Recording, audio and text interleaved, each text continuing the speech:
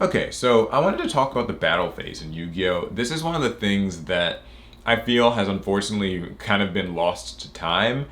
Sort of. So the battle phase in Yu-Gi-Oh, right? You get all your monsters on the field, and now you're ready to attack your opponent. This has existed from the game's outset. You know, your monster has attack points, your opponent's monster has attack points or defense points. You attack, you deal damage, and you have to do this in order to win in like 99% of cases, unless you're playing, I don't know, Burn or Mildeck or Exodia or something like that. But yeah, for the most part, you're going to have to summon monsters and you're going to have to be attacking. Something that's a bit of a shame, though, is that I feel the battle phase has kind of been diminished in importance. And that's weird to me because in a game that's so heavily based on monsters, you know, you'd think that the battle phase should kind of be everything. If your monster has high attack points, that should really count for something. You know, changing monsters' attack and defense was like kind of one of those early aspects of Yu-Gi-Oh that just that was just integral to the experience. Those cards like, you know, Shrink or Rush Recklessly or, you know, anything that kind of changed monsters' attack and defense was seen as, you know, a pretty handy card and one you had to watch out for. There's even a protection in place for things like the damage step, where, you know, you can only really use attack and defense altering card effects or just things that negate those. So in that way, the battle phase was always really cool. There were also different monsters that kind of, you know, interacted with the battle phase in different ways. Gladiator Beasts come to mind, where, you know, they swap and tag and stuff if they've battled. But also you had these cards like Blackwing Shura or Flamvel Fire Dog, and there's plenty of other examples. Jirok, what's the name of it? That one Jirok monster. The monsters where, like, when they attack and destroy something in battle, they can summon another thing or search another thing to your hand. Those are really cool. And there's also a bit of counterplay with, like, monsters that have high defense or flip effect monsters. So attacking into something like Gravekeeper's Guard, or something like Raikou Lightsworn Hunter, Snowman Eater, Legendary Jujutsu Master. These were all things that had high defense and could also punish your opponent pretty heavily by bouncing or spinning one of their cards. And then of course you just had your searchers, Giant Rat, Mystic Tomato. They got their effects when they're destroyed by battle. There's a lot of kind of back and forth going on in the battle phase, and I always thought that was something that was really cool. Boss monsters, of course, were bosses because not only did they have powerful effects, but they oftentimes had high attack points. So getting rid of them could be difficult, but, you know, if you summon your own boss monster, maybe you can just swing over it. Even a small monster could theoretically get over a big monster with the help of a card like Shrink. So, or even just switching into defense mode with something like Enemy Controller or Book of Moon. So yeah, the battle phase in Yu-Gi-Oh! Used to have a lot of relevance for players, and, you know, just monsters could kind of be designed around it. You know, what are its attack values? What are its battle phase like effects? Yeah, so nowadays I feel like the battle phase is a little bit different. You know, not to kind of turn this into like a new and old debate, but that's where so many of these topics kind of go, because I do think that Yu-Gi-Oh! Has fundamentally changed in that way. The battle phase is still, like, you still attack in order to win.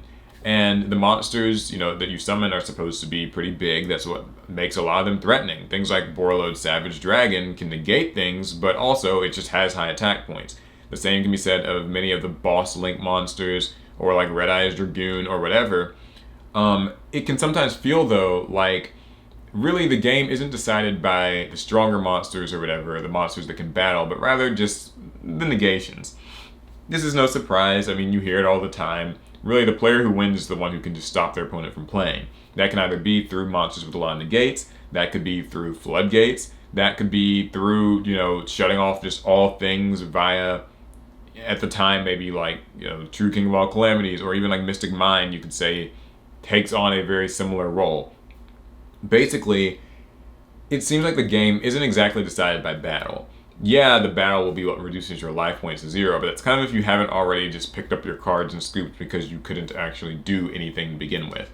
And so with this in mind, I kind of think that maybe the battle phase needs to be returned to some degree of relevance. And I don't know exactly how they could do this, but I did have some ideas.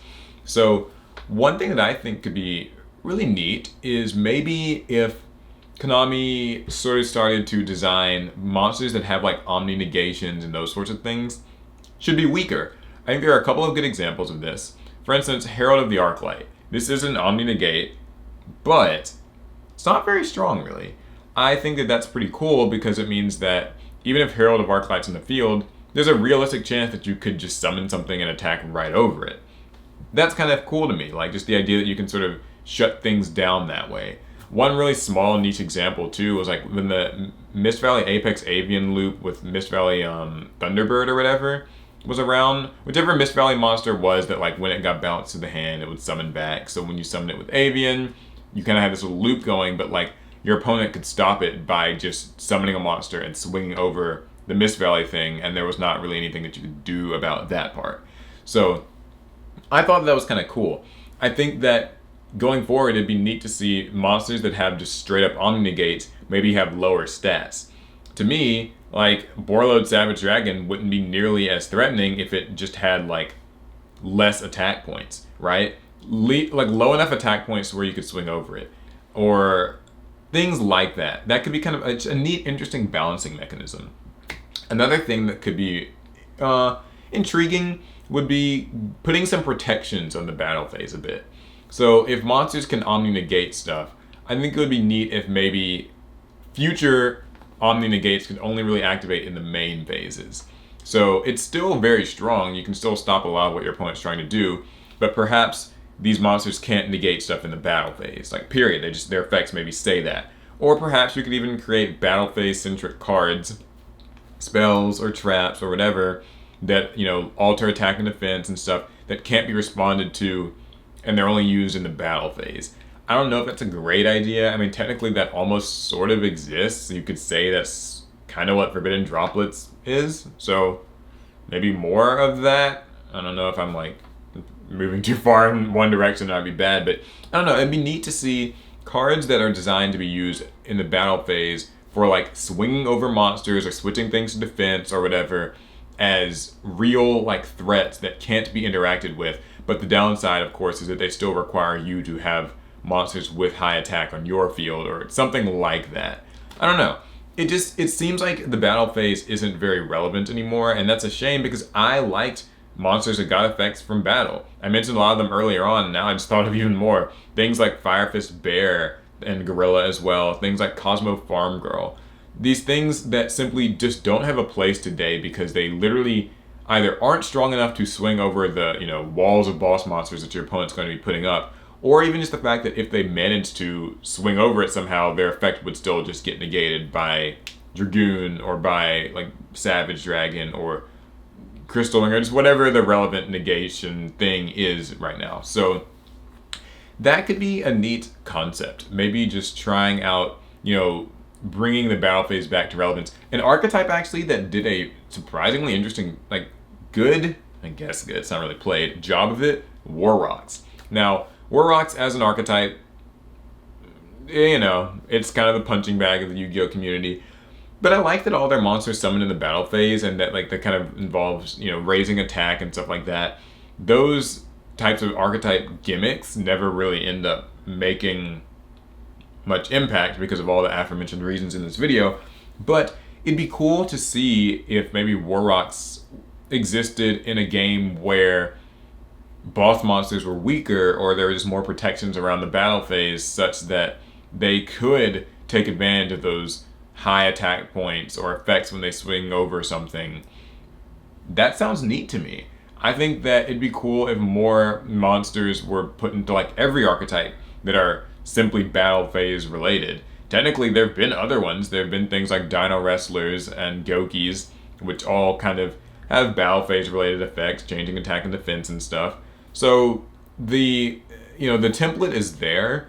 It's just that I guess because of how Yu-Gi-Oh tends to work, in many cases, it's just better to kind of skip all that and stop your opponent from doing things. And I guess that's not really something that's going to change easily, but it'd be cool if it did. Or even if there was just an alternate format that was balanced around the idea of it, so that way you could play all of them. It even comes up loads in speed duels. It comes up loads in, you know, battle pack duels. I'm getting bitter. Okay, that's probably my time to stop talking about all this. Let me know what you guys think.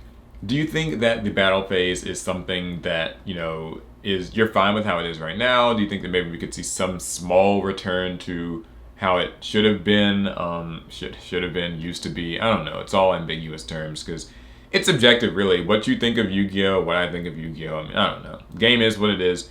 it's something cool to see. It's an interesting talking point. Thought I'd share it with you and hear your opinions as well.